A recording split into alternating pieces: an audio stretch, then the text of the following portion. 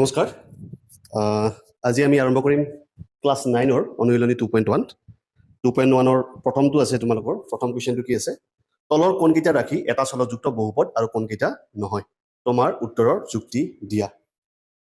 কোনকেইটা ৰাখি এটা চলকযুক্ত বহুপদ আৰু কোনকেইটা নহয় তাৰ উত্তৰৰ যুক্তি দিব দিছে এতিয়া এটা চলকযুক্ত নে দুটা চলকযুক্ত তোমালোকে চাই কমে পাবা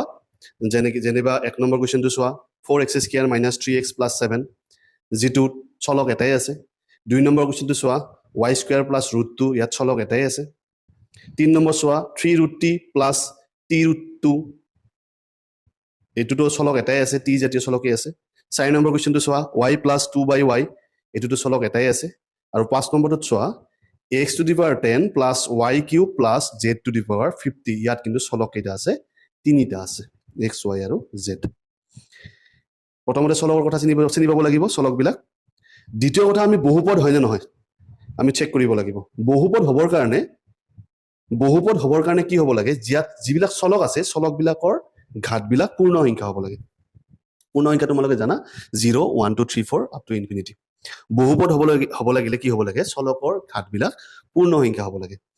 ইয়াতে তোমালোকে এটা মই শৰ্ট ট্ৰিক দি দিওঁ যে চাৰিটা যদি পইণ্ট তোমালোকে জানা তেনেহ'লে বহুপদ হয় নে নহয় তোমালোকে লগে লগে গম পাবা এই চাৰিটা পইণ্ট কি এক নম্বৰ পইণ্ট তোমালোকৰ চলকৰ ঘাত যদি ঋণাত্মক থাকে অৰ্থাৎ মাইনাছ থাকে তেনেহ'লে সেইটো বহুপদ নহয় বুলি তোমালোকে ক'বা কোনো এটা চলকৰ যদি ঘাত যদি ঋণাত্মক আছে তেনেহ'লে সেইটো বহুপদ নহয় বুলি তোমালোকে ক'বা দুই নম্বৰ চলকৰ ঘাত যদি ভগ্নাংশত আছে অৰ্থাৎ p/q টাইপত আছে ভগ্নাংশত আছে তেনেহ'লে তোমালোকে সেইটো বহুপদ নহয় বুলি ক'বা তিন নম্বৰ যদি এটা ভগ্নাংশৰ হৰত চলক আছে হৰত কি আছে চলক আছে তেতিয়া সেইটোকো তোমালোকে বহুপদ নহয় বুলি ক'বা চাৰি নম্বৰ পইণ্ট যদি কোনো এটা চলকত মূল চিন আছে বৰ্গমূল হওক ঘনমূল হওক চতুৰ্থমূল হওক যেই নহওক কিয় মূল চিনযুক্ত চলক থাকিলে এইটো বহুপদ নহয় মূল চিনযুক্ত চলক থাকিলে বহুপদ নহয় এই চাৰিটা তোমালোকে মনত ৰাখিবা তাতে অলপ কনফিউজিং কথা আছে এই দুটাৰ ক্ষেত্ৰত হৰত চলক থকা আৰু মূল চিনযুক্ত চলক থকা হৰত কেতিয়াবা চলক থাকিলেও বহুপদ হ'ব পাৰে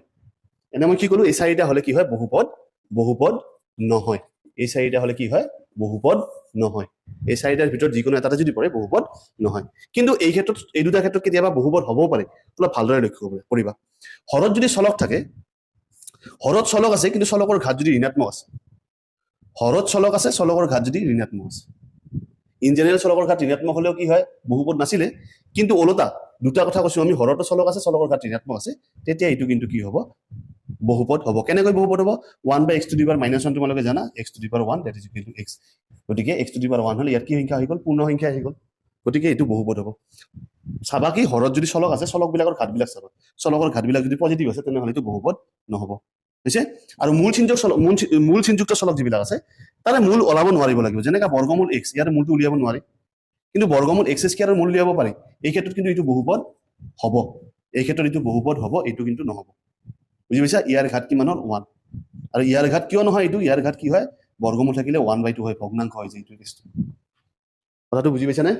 গতিকে বহুপদ নহয় চেক কৰাৰ কাৰণে তোমালোকে কি কৰিবা চলকৰ ঘাত ঋণাত্মক আছে নেকি চাবা চলকৰ ঘাত ঋণাত্মক আছে নেকি চাবা ধৰা এটা এক্সাম্পল দি যাম মই চলকৰ ঘাত ঋণাত্মক মানে x⁻2 + 1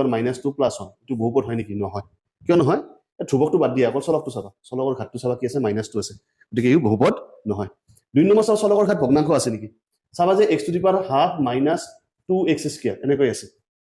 তেতিয়া তোমালোকে ক'বা কি এইটো বহুপদ নহয় কিয় নহয় এইটো ক্ষেত্ৰত হৈছিলে এইটো ঠিকই আছিলে x ৰ ঘাত 2 আছিলে কিন্তু এই ক্ষেত্ৰত কি আছে x ৰ ঘাত 1/2 আছে যিটো ভগ্নাংশ আছে ভগ্নাংশ থাকিলে কি হয় বহুপদ নহয় এতিয়া হৰত যদি চলক থাকে 1/(x² + 2 হৰত চলক আছে ওপৰত বেলেগ নাম্বাৰ আছে তলত চলক থাকিলে কি হ'ব বহুপদ নহয় হৈছে আৰু এটা চাবা মূল চিনযুক্ত চলক যেনেকা বৰ্গমূল x + 2 এইটো বহুপদ নহয় এই দুটাৰ ক্ষেত্ৰত মই অকমান ওলোটা কথা এটাও কৈ দিলো এইটো মনত ৰাখিবা হৈছে এইখিনি জানাৰ পিছত আমি প্ৰথম কোৱেশ্চন কেইটা আমি কৰিব পাৰিম প্ৰথম কোৱেশ্চন কেইটা কি দিয়া আছে তোমালোকে চোৱা তলৰ কোনকেইটা ৰাখি এটা চলকযুক্ত বহুপদ আৰু কোনকেইটা নহয় তলৰ কোনকেইটা এটা চলকযুক্ত বহুপদ আৰু কোনকেইটা নহয় কি দিয়া আছে প্ৰথমটো কি দিয়া আছে 4x² - 3x + 7 4x² - 3x + 7 এক নম্বৰ কোৱেশ্চনটো 1 4x² - 3x + 7 ইয়াতে চোৱা এটা চলকযুক্ত হয়নে ইয়াতে কেইটা চলক আছে x স্কয়াৰ আৰু x আৰু x বেলেগ বেলেগ চলক নহয় কিন্তু গোটেই দুটাই কি চলক এক জাতীয় চলক গতিকে ইয়াতে কেইটা চলক আছে চলক এটাই আছে ই বহুপদ হয় নে নহয় বহুপদ হয় নে নহয় চেক কৰাৰ কাৰণে কি চাব লাগিব চলকৰ ঘাতবিলাক চেক কৰিব লাগিব ইয়াত আছে 2 ইয়াত আছে 1 একো নাথাকা মানে 1 আছে গতিকে চলকৰ ঘাতবিলাক পূৰ্ণ সংখ্যাৰ ভিতৰতে পৰে ঠিক আছে তেনেহলে কি হয় এটা চলকযুক্ত বহুপদ হয় এটা চলকযুক্ত বহুপদ হয় তো এটা চলকযুক্ত বহুপদ হয় বুঝি পাইছে নে পোৱা নাই 2 নম্বৰ কোৱেশ্চনটো কি আছে চোৱা 2 নম্বৰ কোৱেশ্চনটো চোৱা y square plus √2 y square plus √2 বহুতে ইয়াতে কনফিউজন হৈ যায় যে বৰ্গমূল চিন আছে বহুপদ নহয় এনেকে ক'ব বিচাৰে যেহেতু ইয়াত বৰ্গমূল চিন আছে বহুপদ নহয় কিন্তু মই অলপ আগতে কোৱা কথাবিলাকত তোমালোকে ভালদৰে লক্ষ্য কৰিছা নে ভালকে চাবা ভিডিঅটো পজ কৰি লাগিলে আগৰখিনি অলপ চাই লবা তাত মই কি কৈছিলো চলকৰ ঘাতৰ কথাহে কৈছিলো ধ্ৰুৱকৰ ঘাতৰ কথা কোৱা নাছিলো ইয়াতে দুইটো এটা ধ্ৰুৱ সংখ্যা ধ্ৰুৱকৰ বৰ্গমূল থাকে ঘনমূল থাকে যিয়ে নাথাকিও আমাৰ বিষয়বস্তু নহয় এইবিলাক ভাবিবই নালাগে ধ্ৰুৱক বিলাক বাদে দিয়া অকল চলকটো চোৱা চলকৰ ঘাত কি আছে 2 আছে গতিকে এটা চলকযুক্ত বহুপদ হয় চলক কেইটা আছে এটাই আছে চলক এটাই আছে আৰু ইটো বহুপদ হয় গতিকে এটা চলকযুক্ত বহুপদ হয় 3 নম্বৰ কোৱেশ্চনটো কি আছিল 3 নম্বৰ কোৱেশ্চন আছিল তোমালোকৰ t 3√t প্লাস t√2 এই ক্ষেত্ৰত চাবা 3√t প্লাস t√2 এই ক্ষেত্ৰত তোমালোকে চোৱা ইয়াতে চলক কি আছে এক টাইপৰে চলক আছে বাৰু t টাইপৰে চলক আছে এটা চলকে আছে কিন্তু বহুপদ হয়নে ভালদৰে লক্ষ্য কৰাচোন চলকৰ ঘাত কি আছে ইয়াতে চলকটোৰ ঘাত 1 আছে ইটো বাৰু ওকে আছিল ইয়াতে চলকটো কি আছে মূল চিনযুক্ত চলক আছে যাৰ মূল উলিয়াব নোৱাৰে এই টিৰ বৰ্গমূল উলিয়াব পাৰিম নেকি টি স্কয়াৰ হলে পাৰিলোহেঁতেন কিন্তু টিৰ বৰ্গমূলটো উলিয়াব নোৱাৰো গতিকে এইটো আমাৰ বহুপদ নহয় এটা চলকযুক্ত আছিল কিন্তু বহুপদ নহয় এইটো এটা চলকযুক্ত বহুপদ নহয় বুজি পাইছা কিয় বহুপদ নহয় তোমাক যদি যুক্তি দিবলে কবা কাৰণ বৰ্গমূলটি আছে বৰ্গমূলটিটো বহুপদ হ'ব নোৱাৰে বুজিছে 4 নম্বৰ কোৱেশ্চন কি আছিল 4 নম্বৰ কোৱেশ্চন আছিল y + 2/y y + 2/y মই তোমালোকক কোৱা যুক্তিবিলাক 8.4 ৰ ভিতৰত এইটো কৰিছে তলত কি আছে চলক আছে তলত চলক আছে যদি আমি এইটো কি বুলি কম বহুপদ নহয় এটা চলকযুক্ত ঠিকই আছিল y জাতীয় চলক আছিল কিন্তু ই বহুপদ নহয় বুজিছে বুজি পাইছে চাগে 5 নম্বৰ কোৱেশ্চনটো চোৱা 5 নম্বৰ কোৱেশ্চনটো কৈছে x⁻10 + y³ + z⁻50 y³ + z⁻50 এটো কি হ'ব